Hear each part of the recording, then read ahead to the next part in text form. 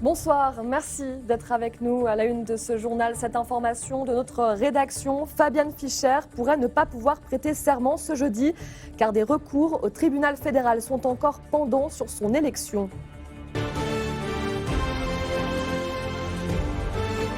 Le journal, Céline Argento. Fabienne Fischer pourrait-elle ne pas entrer en fonction? La gagnante de l'élection complémentaire au Conseil d'État doit prêter serment ce jeudi, mais un citoyen genevois conteste toujours l'élection en justice. Gilles Miellot. Un dossier kafkaïen qui pourrait bien se transformer en Genferail.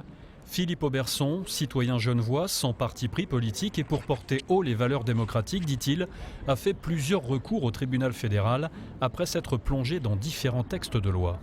Il y a un arrêt du tribunal fédéral qui date de 2008 qui dit que, de façon explicite, qu'on ne peut pas se présenter à Genève au deuxième tour si on n'a pas été au premier.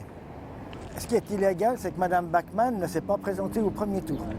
Elle n'a pas rempli tous les documents qu'ont dû faire les autres candidats.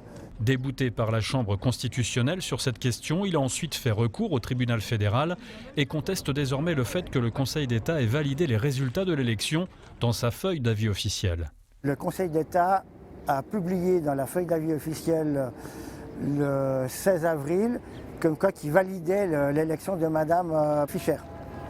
Alors que d'après de nouveau la LEDP, article 77 alinéa 1, tant que tous les recours sont pendants ou qui n'ont pas été exécutoires, il faut mettre l'arrêté en attente.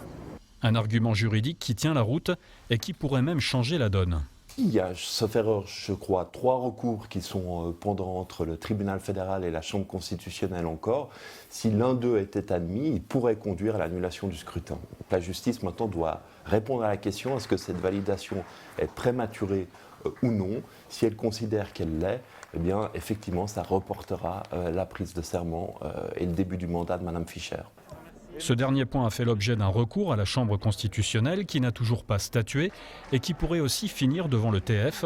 En attendant, la chancellerie nous a confirmé que la prestation de serment de Fabienne Fischer était bien maintenue comme prévu, jeudi.